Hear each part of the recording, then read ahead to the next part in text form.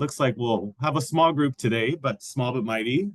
So appreciate your engagement.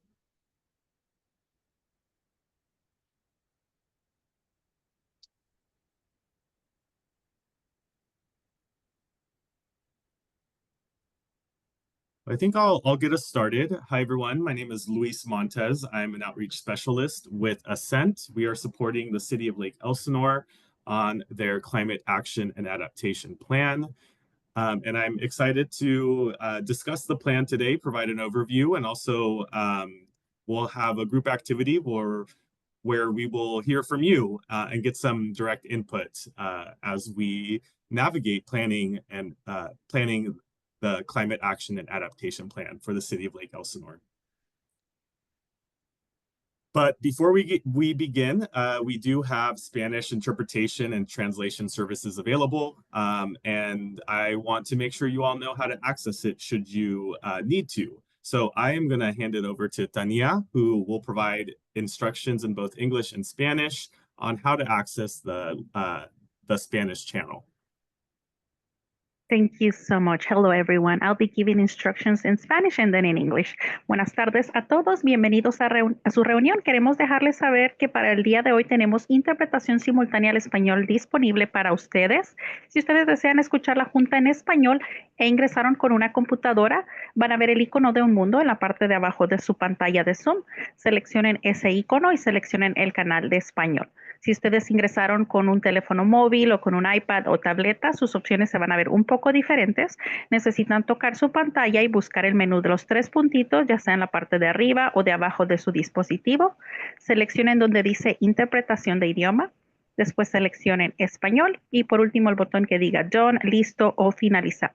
Si tienen alguna pregunta o necesitan ayuda para ingresar al canal, pueden dejar sabernos en el chat para poderles ayudar. Ahora vamos a dar esas mismas instrucciones en inglés. Hello, everyone. Again, welcome to your meeting. This is your Spanish interpreter, and I'm just going to give you some instructions in case you're a monolingual English speaker. And if we have anybody speaking in Spanish, you will have that immediate interpretation into English. And for that reason, you need to select the English channel. If you're joining with that computer, you'll see a globe at the bottom of your screen. Please select the globe and select English. And if you're joining with a cell phone or a tablet, your options will be a bit different. You need to tap your screen and find the menu with the three dots. Select a language interpretation, select English, and then select done. And also, if you need any help and you don't know how to access and you need the interpretation, you can let us know in the chat and we can assist you with that as well. Thank you very much. Awesome, thank you. Now, before we get started, I do want to provide some quick Zoom orientation just to make sure everyone is comfortable. I know sometimes Zoom can be a little confusing, so I want to provide just kind of a quick overview of the tools available to us all. So in the bottom left-hand corner, we have the mute and unmute button. We ask that you stay on mute unless invited to speak. We have the start video and stop video. This turns your camera on and off. We do have staff monitoring the chat.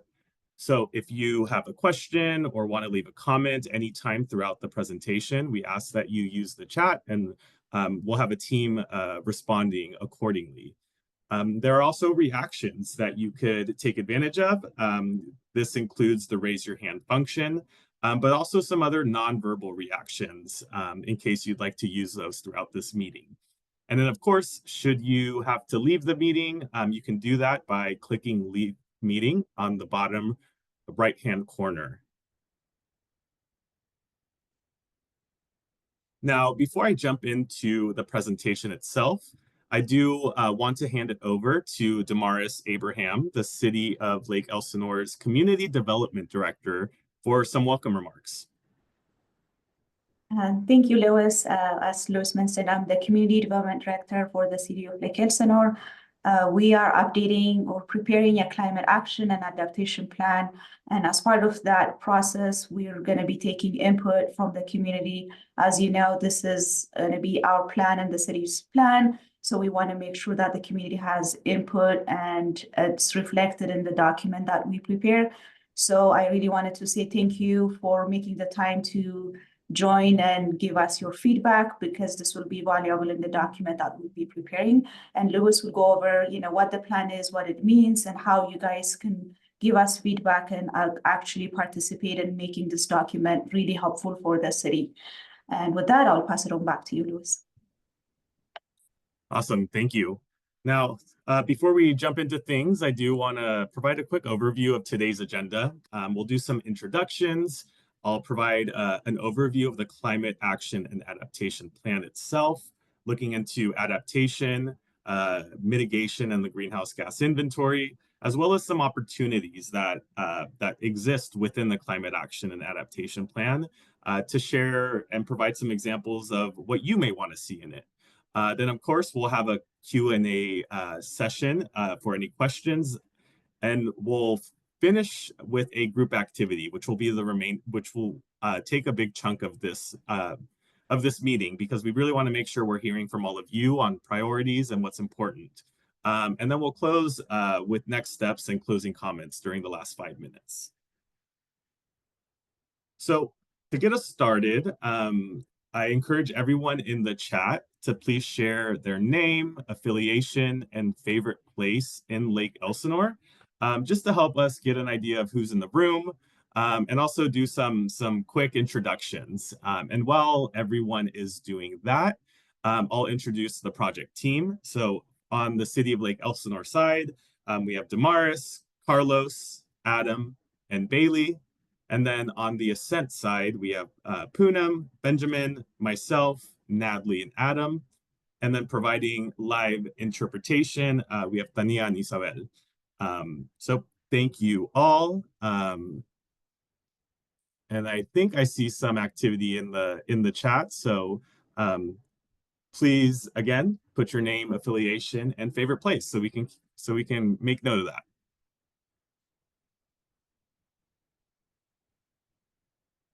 Now, a quick overview of what to expect today during today's workshop. We'll learn about Lake Elsinore's Climate Action and Adaptation Plan and its opportunities. We want you all to share your ideas on how to build a stronger, more resilient community. We'll discuss community strengths, challenges, and possible solutions. And we'll also share at the end how you can stay involved and ways to get project updates. So a quick overview of the project schedule and the timeline. We kicked off the project in December with some external outreach, which included a survey and a pop-up event where we shared information about the project. We are now at the learning and visioning phase, and this is where we want to hear from you and get an idea of what's important and what aligns with maybe priorities you would like to see. After the learning and visioning phase, we will take this feedback and begin designing strategies and prioritizing actions. And this will then influence the draft climate action plan itself, which will be available for public review in September and October, around the fall of this year. And then we have a target city council adoption date for the end of the year, around November and December. So this is a year-long planning effort with additional engagement and feedback opportunities built into it. So definitely wanted to provide an overview of what to expect. Now, jumping into the Climate Action and Adaptation Plan itself, I do want to provide an overview. So what is a CAAP? A CAAP essentially is a roadmap to reduce emissions and increase community resilience. It's funded by the LCI's Adaptation Planning Grant Program. It helps plan for impacts like extreme heat, flooding, drought, and wildfire. It identifies actions for economic growth and cost savings within the city. And it also prioritizes local community needs. And that's why we're here today, to really get an idea of what those needs are and how you would like to see them represented in the CAAP. It engages all populations with a focus on underserved communities, and it ensures equitable benefits for everyone. So throughout this presentation, we have some Slido questions. Our goal is to make this presentation engaging and inserting ways to get feedback here and there. So we have a handful of Slido questions, and we ask that if you'd like to participate, to use your phone to scan the QR code, and it will direct you directly to the questions that will be shared throughout the presentation. Another way you can join is by opening up a web browser and typing slido.com. And right at the top of that page, it'll give you the option to enter a number. And you'll want to enter 1871808. And this will also direct you to the Slido questions. Of course, we understand that people may or may not be comfortable with using Slido. So if that's the case, we encourage you to put your responses into the chat, and we'll ensure that we capture those comments as well. So we're going to test this out with a question coming up right now. And the question is, how likely do you think it is that climate change will affect the health and safety of you, your household, and or your loved ones? And I'll give everyone a second to join. You'll see both the English and Spanish translation just to ensure accessibility. And we can see in real time as people respond. So I'll give it about a minute or so as people get acquainted.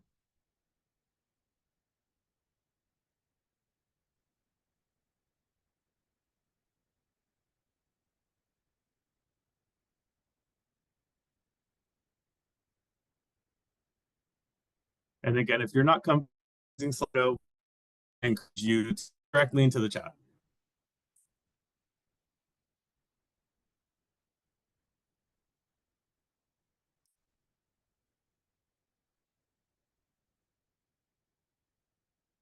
And these are anonymous, so wanted to share that as well. Give it about 15 seconds or so.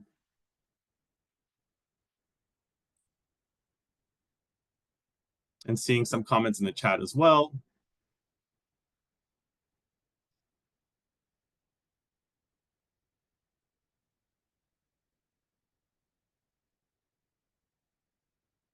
So it looks like a mixture of very likely and somewhat likely, and it looks like that is echoed in the chats as well. So thank you for this feedback. There will be a few other Slido questions along the way. Now, I do want to set the stage and provide some definitions as we talk about the Climate Action and Adaptation Plan. These will set a foundation for us as we continue this topic. So first, I want to define greenhouse gases. These are gases that trap heat in the atmosphere. We'll be talking about adaptation and mitigation a lot today. So adaptation these are actions taken to adjust systems and behaviors to better handle future hazards while maintaining essential functions. And mitigations are actions taken to reduce emissions or greenhouse gases to slow down climate change. And I'll show a diagram of what this looks like in that relationship and provide some additional details to support these definitions that I just shared. So from left to right, we have communities emitting greenhouse gases. They emit these through cars, industrial uses, and energy use. The gases trap heat, which in turn raises global temperatures, and this is what drives climate change worldwide. Now, if we go to the next part of we have mitigation, which this aims to reduce emissions at their source through local action. And examples of local action include expanding renewable energy or promoting electric vehicles or energy efficient appliances or public transit. These efforts help reduce emissions, which in turn prevents those climate impacts. Now, adaptation, on the other hand, addresses the unavoidable climate impacts already occurring. This includes extreme heat, flooding, drought, and wildfire, which impact communities. And examples of adaptation are flood defenses, improved emergency responses, resilient buildings, or even tree canopy cover, which provides shade and reduces height and can reduce temperatures. So these help communities withstand and recover from the effects of climate change. And rising temperatures are already changing local weather patterns. So this in turn influences precipitation and temperatures like extreme heat. So without adaptation efforts, these impacts can threaten local communities, infrastructure, and ecosystems. So to look at this holistically, both strategies are important and complementary. So we have mitigation. This tackles causes and intends to reduce emissions, whereas adaptation manages the consequences and intends to adapt to climate impacts that are already happening. And we need both to create a resilient community. So I'm going to jump into adaptation a little bit more. And this is the right side of the diagram that we were looking at. Again, adaptation refers to actions taken to adjust systems and behaviors to better handle current and future climate hazards while maintaining essential functions. So in order to identify what actions are needed, it's important that we first understand the climate hazards unique to Lake Elsinore and their impacts. So I'll be providing some additional information about what those impacts are within Lake Elsinore. But first, I want to provide, again, some definitions. We have climate hazards, and these are potentially damaging weather or climate-related events that could impact community health, safety, infrastructure, and economic stability. And then a step below that, we have climate impacts. And these are the specific effects that climate hazards have on communities. And this can include property damage, health problems, or business disruptions. And I'm going to provide examples for both, but want to make sure we have a common definition as we move forward. So climate hazards, what climate hazards impact Lake Elsinore currently? So I'll go through some climate hazards that were identified in the city's vulnerability assessment. The first one is extreme heat. So extreme heat creates serious public health threats, especially to vulnerable populations, including people with disabilities, elderly, children, and outdoor workers. Indirectly, extreme heat puts more stress on power lines, causing them to run less efficiently. The heat also causes more demand for electricity. This can be because it requires more AC or air conditioning to run. And in combination with that, this puts stress on power lines, which could lead to brownouts or blackouts. The city of Lake Elsinore is projected to experience increased temperatures and more extreme heat days. So it's important to keep this into consideration as we outline and plan for adaptation actions to make sure that Lake Elsinore can withstand these. Another one is drought. So drought is a pervasive feature within Southern California, including in Lake Elsinore. The city relies on rainfall and urban runoff to recharge the lake, which is a huge source of local recreation and tourism. And under drought conditions, businesses and residents are impacted. We can experience lower water levels, reduced water quality, due to algae blooms, and this can influence the biodiversity of the lake itself. Scientists expect that climate change will lead to more frequent and more intense droughts statewide. So overall precipitation levels, while overall precipitation levels will likely remain the same, what we'll experience is wet seasons and dry seasons. And this variability really does add some uncertainty to our water resources. So that's drought. The third one is flooding and intense storms, and some may reflect on recent storms that have impacted the region. But a large portion of Lake Elsinore, is located within FEMA's flood hazard zones. For this reason, flooding is a primary hazard of concern.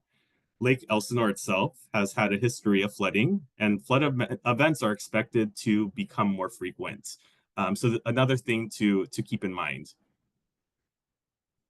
Related to flooding as well are landslides, mud flows, and debris flows. So what we're seeing is this cascading effect of climate hazards due to storms and slope destabilization caused by vegetation loss and soil composition changes from wildfires.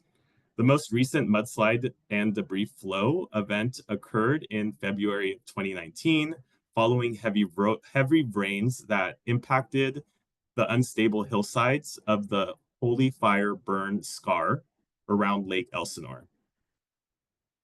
So the potential for landslides and mud flow events is expected to increase with extreme precipitation. So as with the added effect of additional and more severe wildfires, this and combined with the slope destabilization, there is an increased risk for these mud flows that also need to be included in adaptation efforts. And then finally, I alluded to this wildfire and smoke. So in 2018, the Holy Fire occurred, which burned about 23,000 acres and 160 buildings in Lake Elsinore. It's important to note that nearly 80% of wildfires in the region occur during the summer and fall, with a quarter of annual wildfires occurring during Santa Ana wind events. And due to regional climate change, wildfires are likely to increase in severity and frequency in Lake Elsinore. It's important to note that a lot of Lake Elsinore is designated as very high fire hazard severity zones. And as wildfires are a continuous threat in the region and can lead to significant primary and secondary hazards, both that direct one that threatens life and property, but then also we have the impacts of smoke, which can lead to air quality concerns and public health concerns as a result. So I know this is a lot, but I do want to get an idea of how you feel towards all of these hazards. And I have another Slido question for all of you, and it is, which of the following hazards do you find most concerning? And while we understand that more than one option may be concerning to you, and that's extremely valid, just for the purpose of this question, we ask that you select one.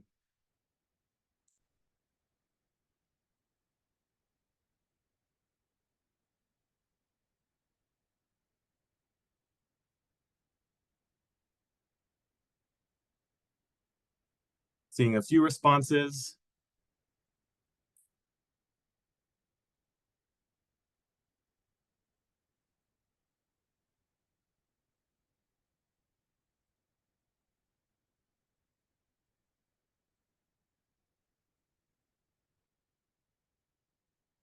I'll give it a few seconds or so.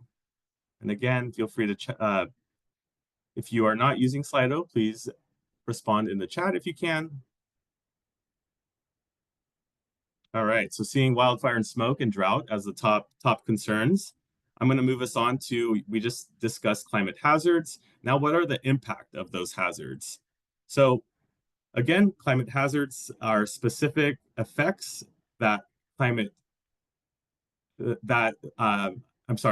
impacts are specific effects that climate hazards have on our communities. So climate hazards can result in negative impacts to public health and safety, energy demand and reliability, infrastructure, local economy, loss of biodiversity, recreation, transportation, and vulnerable populations like elderly, young people, and people with pre-existing conditions. So I wanted to provide an overview of that, and what we'll cover next is that mitigation side and provide an overview of the greenhouse gas inventory. So I'm actually going to hand it off to Benjamin, who will help provide more context.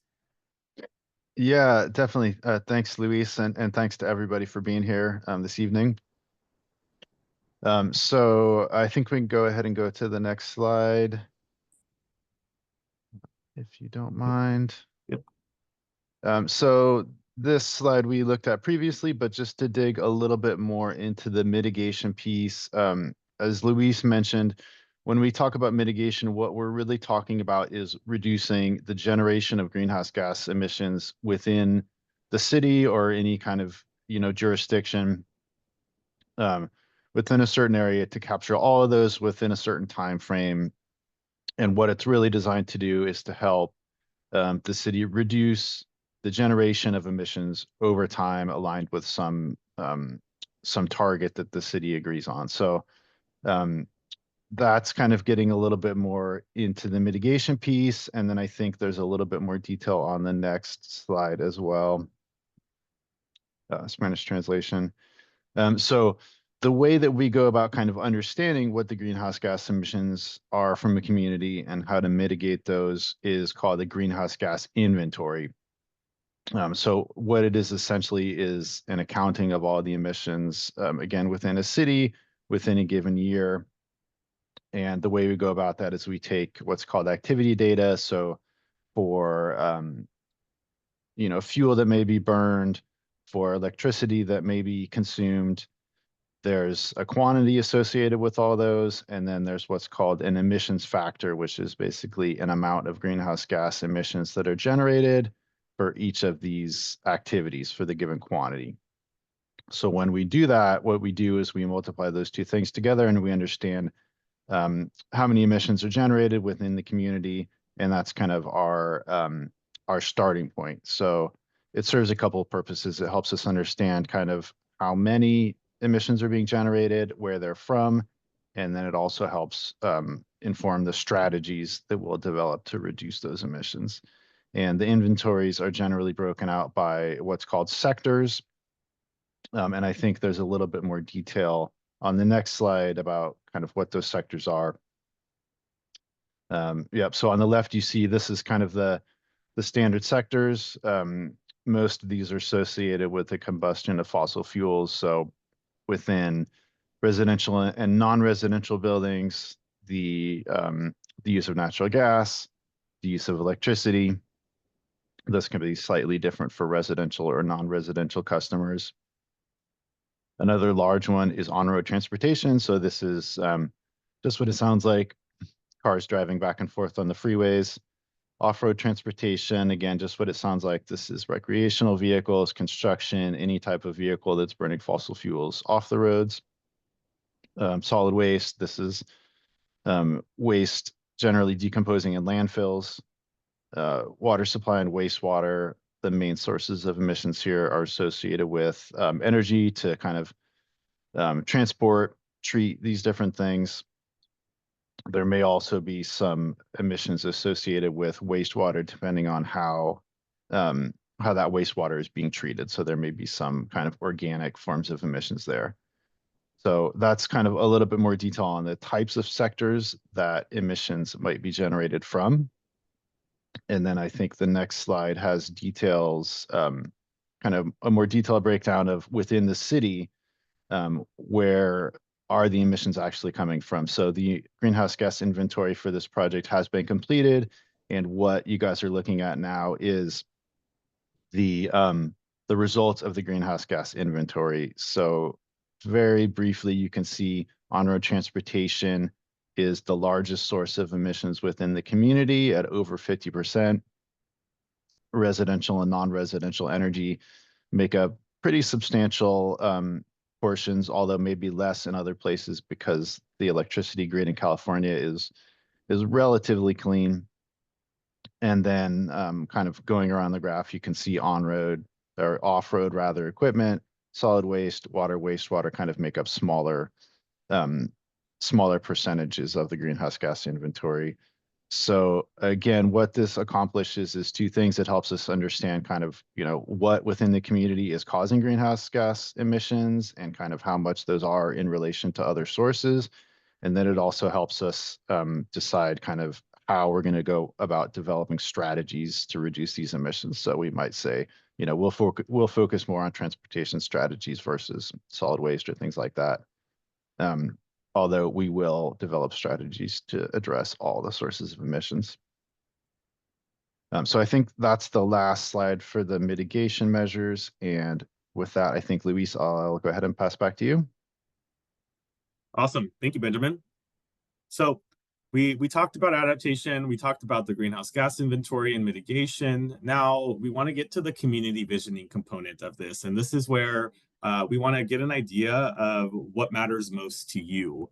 So we have some questions outlined, and also I'll go through some opportunities that could exist within the climate action and adaptation plan. And I really want to see, what resonates with you, or what do you want to see ultimately? So I'm going to kick us off with another Slido question, and this is, in 1 to 2 words, what is your vision for a thriving Lake Elsinore in 20 years? So if you had to look ahead 20 years from now, what are examples? What would you like to see? What defines a thriving Lake Elsinore? And I can give some examples. Maybe it's a walkable neighborhood. Maybe it's water resilience. Maybe it's increased green infrastructure, or more public transportation. It doesn't have to be exactly 2 words. I definitely welcome, any thoughts or phrases that align with what you would like to see.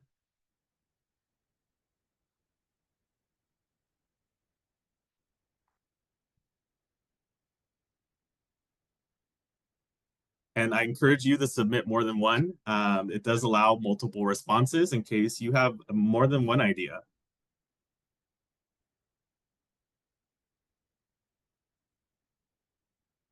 I'll give it a minute or so.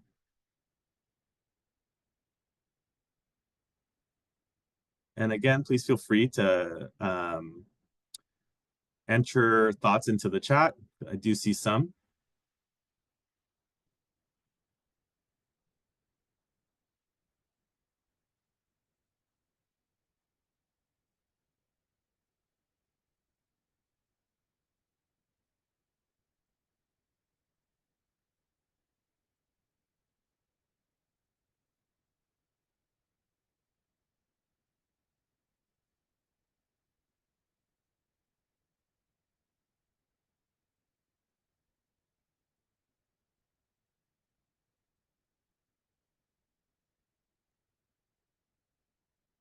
Definitely seeing active transportation and walkability as some themes.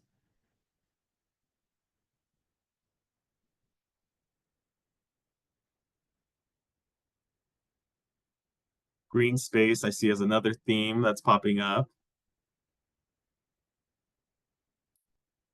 And Michael, I do see your comments in the chat, so thanks for sharing those.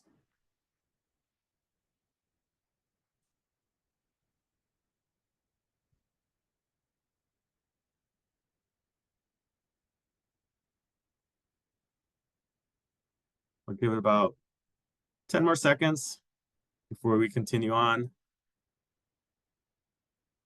All right, I appreciate the feedback received here. I think these are definitely all opportunities that can exist and can be integrated. So I want to remind everyone that the Climate Action and Adaptation Plan will outline climate mitigation and adaptation strategies tailored to these local needs and priorities. And to get to this a little bit further, I have another Slido question.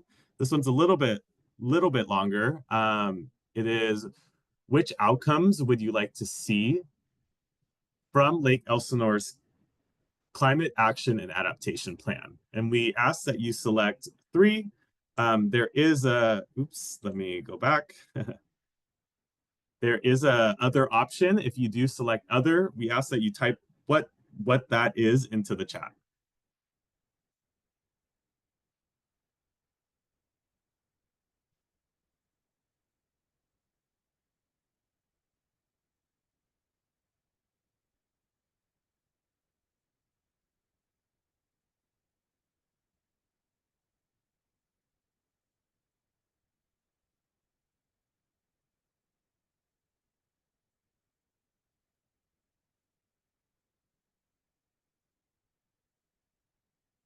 So you have a handful of options to choose from. And definitely recognize that there may be more. You may feel passionately about all of these, but let's try our best to pick 3. seeing cleaner air, enhanced transportation and mobility, and then more trees and parks and improved walkability, which I think aligned with some of the comments that were shared in the previous Slido question.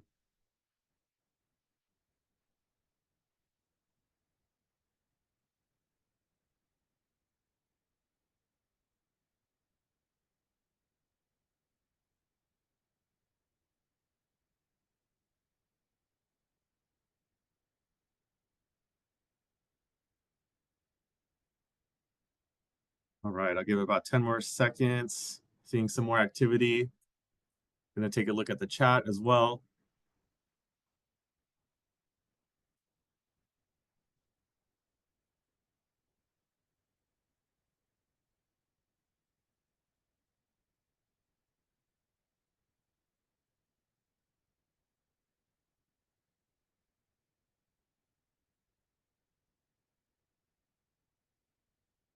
Great. Well, thank you all for participating in this Slido question. Now, I'm going to continue expanding on some of these opportunities that were discussed.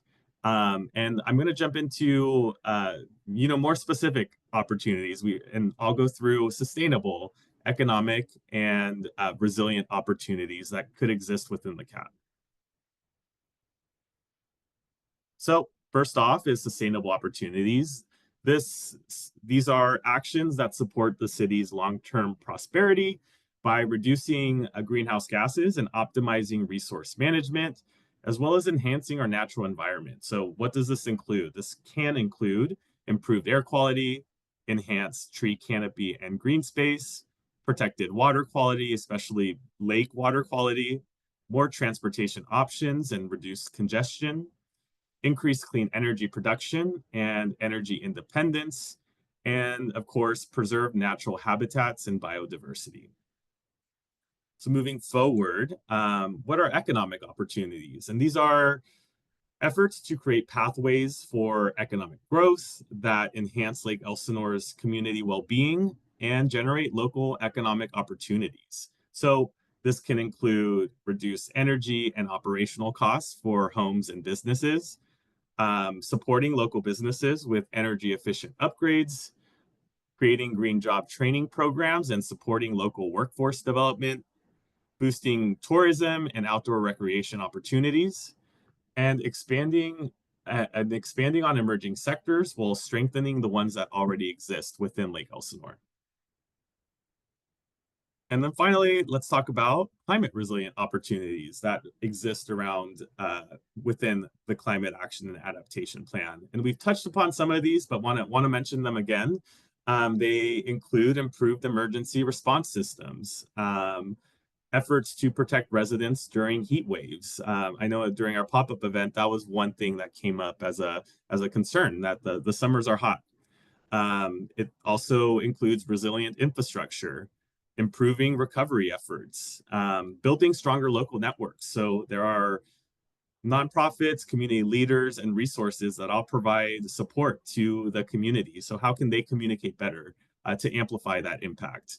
And then, of course, supporting businesses with disaster preparedness so that in the event that there is a climate hazard, they have the resources to deal with it. So I wanted to provide some opportunities to kind of provide some ideas of, what is possible within Lake Elsinore's climate action plan, and what resonates with you, so we can ensure we do our best to incorporate that in this planning effort. So before we move on to the group activity portion, I do want to leave space for questions, and I believe some were mentioned in the chat. So feel free to raise your hand, or we'll run through the ones that were mentioned during the chat.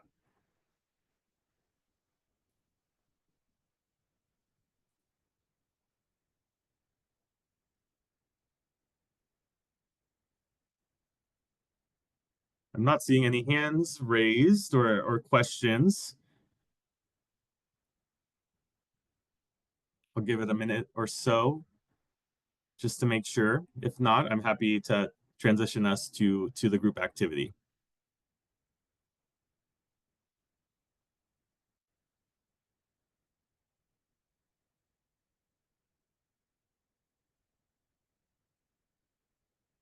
All right. Well, not hearing any. If any questions do come up, we may have some time at the end of the meeting itself to cover them. Or we can, if questions come up after, we'll definitely be sharing these slides, and will be available by email. So now to get us started with the group activity, the remainder of this workshop is intended to hear from all of you, and we've designed an activity to help pull some specific information. So I'll go and provide some additional context. So our prompt is to identify and discuss Lake Elsinore's infrastructure, societal, and environmental vulnerabilities and strengths. And infrastructural includes buildings, houses, bridges, and utilities. Societal is healthcare, food, emergency responses. And environmental, of course, is pollution, outdoor recreation, and tree canopy cover, for example. There are many others that fall within these categories, and there are some examples that I've provided, but wanted to provide some quick context into the three areas that the three categories that we'll be discussing today. And note that each breakout, so we'll do this in in one room, so all together. I'll be facilitating, and we will have note takers taking notes. And to continue the discussion. So to provide some additional information, the first 30 minutes, we'll be talking about community vulnerabilities. We'll spend 10 minutes on each of the categories that I just explained with three key questions, and they are: what features in Lake Elsinore are vulnerable to climate hazards? How are these features affected by extreme heat, flooding, drought, and wildfire? And what resources or recommendations would improve resilience or recovery? So this will be the first 30 minutes of the group activity. And I'm going to provide some additional context on what you'll be seeing on the screen. So this is a screenshot of the activity for the infrastructural vulnerabilities section. We'll spend 10 minutes on this one, but I want to provide an example to help get the thoughts flowing. So you'll see in the green row, these are where we have some features listed. And you're more than welcome to add additional features that come to mind. But for the purpose of this example, we're going to discuss housing. So housing is the feature. Now, how is housing vulnerable to extreme heat, flooding, drought, and wildfire impacts? And an example could include increased cooling costs during heat waves due to increased use of AC. Now, what are possible solutions that exist within this? Or what are solutions that you may want to see address this? And I can provide some examples, perhaps free energy audits for residents, or maybe emergency utility payment assistance. So we want to identify what will be helpful for you to improve this feature's resilience or help it recover in the event that it is impacted by a hazard. Then we will wrap up the last 10 minutes and discuss community strengths across all three categories. So we'll ask the three following questions, which are: what aspects of Lake Elsinore should be preserved for future generations? What makes Lake Elsinore special or unique? And what local places, programs, or things do you value most about Lake Elsinore? And I'll give you, a screenshot, an example of what this part of the workshop will look like. And we'll spend just 10 minutes on all three. And I have some examples to help get us started. You're welcome to be as specific or as general as you want. Maybe there's a local park that you appreciate, or a farmer's market, or maybe there's a city program that you've taken advantage of in the past and you really enjoyed. So we really want to know what those strengths are, so we can ensure that those are incorporated as well. Now, we will be using Mural. This is a virtual platform that allows for collaboration. And while I believe Benjamin will be pasting the Mural link into the chat for everyone to access, but I do want to provide some quick directions on how to access the Mural, because I know some might be new to this. So click in the link to open the Mural board. you'll select Enter as a Visitor. You can enter a display name, but it is optional. And then you'll select Enter as Visitor. So we will be all working off of the same breakout room. So please zoom into breakout room 1. And then I will be sharing my screen to help facilitate this conversation. So I am going to actually stop sharing so I can navigate to the mural board. And I see some folks are already in here.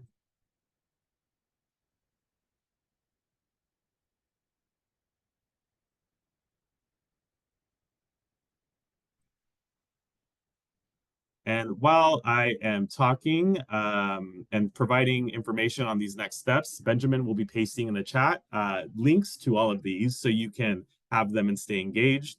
But I will be following up with everyone with the slide deck as well as the links to these if you do not have them. So that's okay. I'll be following up with all this information as well. So next steps. We encourage everyone to take the questionnaire. A questionnaire is available right now, and it serves to help kind of inform your priorities, your concerns, so we can integrate that into the climate action and adaptation planning process as well. There is also a listserv to help you stay engaged. There will be more outreach events and opportunities for engagement. So we want you to continue to stay engaged. So sign up, enter your email, and we'll make sure to stay in communication with you all. And just in general, stay tuned for future engagement opportunities. Like I said, if you sign up for the listserv, we'll definitely make sure you're looped in.